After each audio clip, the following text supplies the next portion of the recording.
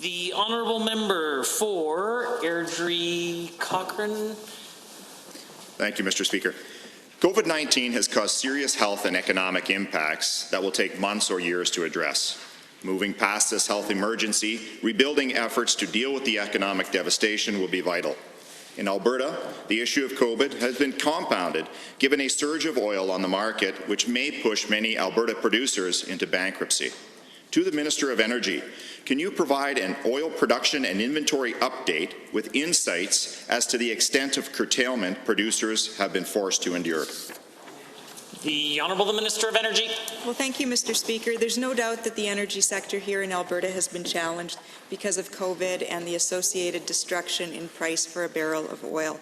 The industry was already struggling because of the failure to build pipelines and the lack of takeaway capacity.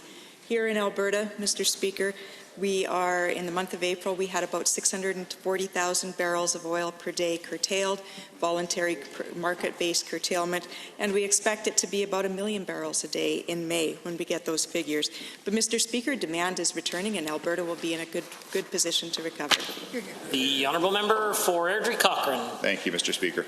Given the economic downturn has been made worse by a flood of oil onto world markets by Saudi Arabia, Russia, and OPEC nations, and given these dictatorial regimes have little or no policies concerning the environment, business ethics, or human rights, and as the Canadian Energy Centre has shown, have grown their industry at our expense. To the same minister, do you believe that Canada should adopt a Canadian oil and gas first policy and build infrastructure to accommodate that policy in a move to energy self-sufficiency? The Honourable Minister of Energy. Thank you, Mr. Speaker. Canada has the 3rd largest reserves in oil anywhere on the globe. We're also the 5th largest producer of oil. But we're dependent on one market, the United States, and that's primarily because of the failure to build pipelines. Our coastal pipelines, Energy East and Northern Gateway, were killed. The failure to build that has left us reliant upon the U.S. as our dominant customer. Mr. Speaker, I'd love to see another Energy East pipeline proposal brought forward, but the reality is we're dealing with Bill C-69 right now, and that's why we're challenging it in the courts as being unconstitutional. The honourable member. Thank you, Mr. Speaker, and thank you again, Minister.